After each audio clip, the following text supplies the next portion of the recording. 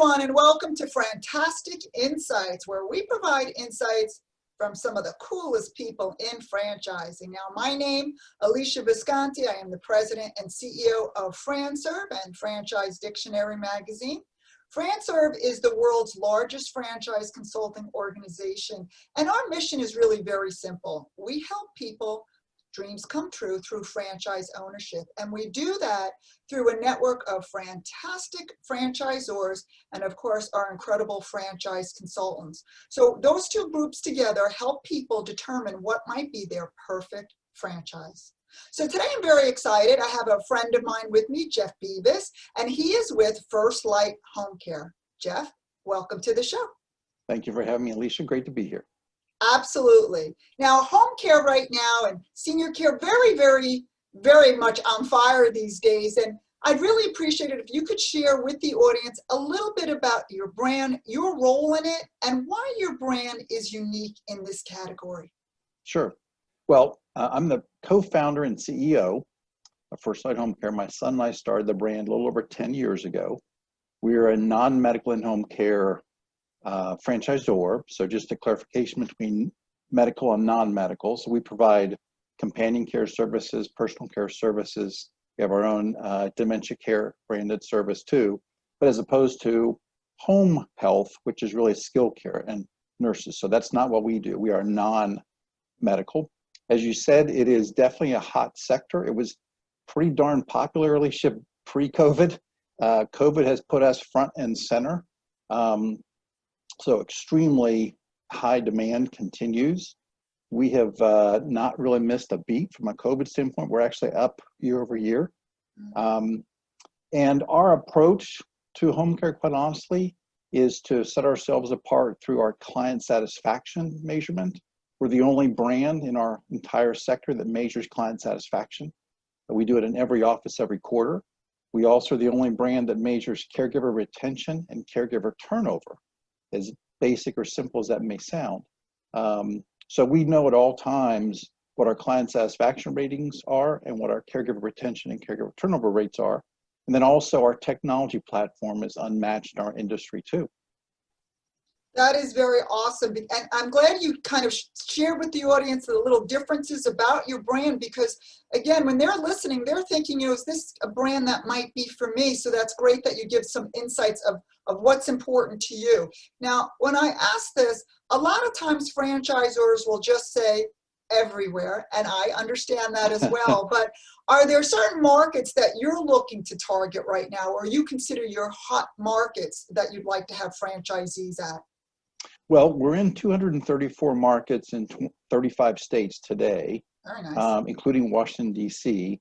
So we really don't have target markets per se. We do have success in urban, suburban, rural settings across the board. We have our own proprietary demographic mapping software. So to answer your question, we can take any metropolitan area, rural area, suburban area, run it through our demographics and be able to confirm that it's first of all, viable client base. That's the most important, and not just like 25,000 seniors. And then that way we can craft or create a franchise territory with the actual franchise candidate. So I would say the target markets for us really today, Alesia, are those 15 other states that we are not in. But we have perfect sense. Yep. But we have plenty of markets. We are not sold out in a single state. Awesome. Today. That's great to hear too. So when we're talking about franchisees and candidates, what qualities do you look for in a franchisee? What's important for you in determining if they're going to be successful and the right fit for your brand? Sure. Well, let me give you kind of a disclaimer first, if you don't mind. So a lot of people think, hey, this is a form of healthcare, so you need a healthcare background. Could not be further from the truth. Less than 20% of our owners have any kind of healthcare background at all. So what we look for is really strong organizational skills, communication skills, presentation skills, and managing people. Those are the most important things. So owners that come from finance or telecom or banking or technology or sales or marketing, as long as they have those characteristics, those experiences, they do very well. And isn't that really the whole premise of franchising, right? If there's a good system in place and good management in place, it's not that you need to have the experience in the category. That's what franchising does, right? So Very true. talk a little bit about your systems, how you do that with your franchisees overview in terms of helping them if they're not familiar with the industry. Sure. Well, yeah, we pride ourselves on basically over supporting and over training, especially in the first 12 to 18 months. We have a 16-week coaching series that they do over the phone with us. And then we're also on site twice in the first 60 days. So if someone, again, is coming from outside healthcare, have no knowledge of home care, healthcare at all, we can walk them through from start to finish, A to Z. Here's literally a pre-training checklist, and then 55 hours of pre-training work with us, and then a week of classroom training with us that, although has been virtual here during COVID. And then a little shorter list, basically post-training checklist that guides those next two or first two on-site visits that we make in the first 60 days. So it's a function of recruiting and networking. Those are the two focus areas in our industry, really, in home care. Recruiting for caregivers, because it's not a matter of demand, quite honestly. The demand is there. You have to have enough quality people available at the right times to serve the increasing number of clients. And then the networking piece is building relationships with local referral sources. This is not a B2C. It's basically a B2B business. You're working with referral sources, healthcare and non-healthcare professionals, for them to refer potential clients to you. That is wonderful. And, you know, it really is when you hear the way that you have it all kind of mapped out, you know, the tagline of, you know, be in business for yourself, but not by yourself, right? Because you have all of that support. And I joke sometimes, you know, franchise, there's nothing more apropos than it takes a village, right? Because it's everyone helping everyone, right, to be successful. So I'd like to go a little bit deeper now, if you don't mind, Jeff, and talk a little bit about one of my favorite hashtags on social media, and that is Franchise Strong. Now, I'm very passionate. I probably use it more than anything on social media. And to me, the reason I do that, it just really embodies everything that I believe franchising is. It's a group of caring entrepreneurs. We come together, whether the economy's good or bad, whether COVID's around, no matter what it is, the model is always so strong, and the people are so committed to it. So to me, you know, we in the industry talk about the franchise family, right?